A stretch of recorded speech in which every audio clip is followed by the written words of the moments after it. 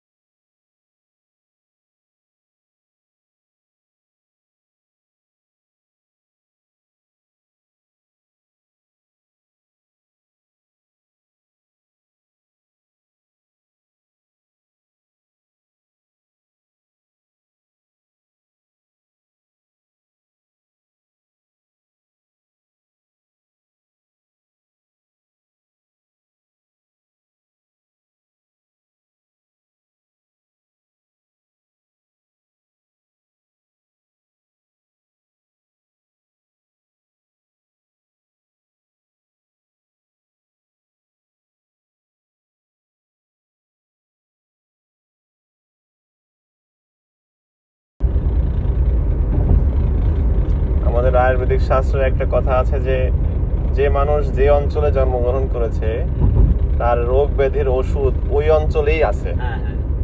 ঠিক আছে, কিন্তু সে তো আর চিনে না। হ্যাঁ, একমাত্র ওইসব ওষুধ চিনে পুরানা দিনের যারা মুরব্বী আছে এরা আবার চিনে না। আমাদের যারা টিচার আছে এবং আমাদের যারা এগুলো নিয়ে কাজ করে সবাই এগুলা চিনে।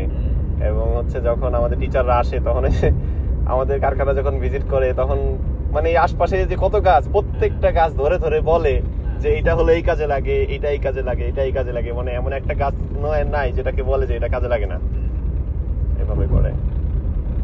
তো আয়ুর্বেদিক চিকিৎসাটা বা এই যে গাছগাছরা চিকিৎসাটাই তো আদিম যুগের চিকিৎসা। মেইনলি আগে তো এটাই ছিল, ডাক্তার ছিল, মানুষজন রোগ ব্যাধি কম ছিল। এই যে আগে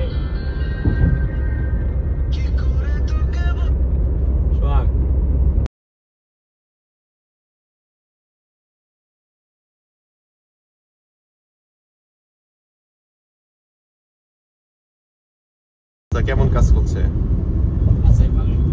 মানে ওটা তো গরম পানি কইরা চার মতন খাইতে। হ্যাঁ হ্যাঁ, আমার ওইটা হয়ে গেছে, আবার অর্ডার দিতে হইব ইনশাআল্লাহ।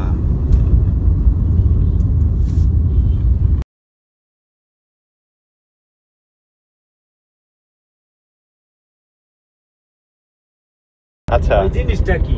আচ্ছা, অর্ডার দে, তারপরে বুঝবি। আচ্ছা আচ্ছা, 3-4 দিন হালারা জোর কইরা খাইছে। আচ্ছা, আপনার কাছ থেকে নিয়ে খাইছে? হ্যাঁ, কই জিনিসটা তো আছে, টক, আবার একটু টক টক লাগে, কিন্তু জস্ট মোটর তো সব দাও না। হ্যাঁ হ্যাঁ, ভিন্ন একটা স্বাদ লাগে আর কি। 4-5 দিন দেওয়ার পর রাখবে না, আর দেব না, হালারা আচ্ছা আচ্ছা, পরে 3 জনকে 3টা অর্ডার করে।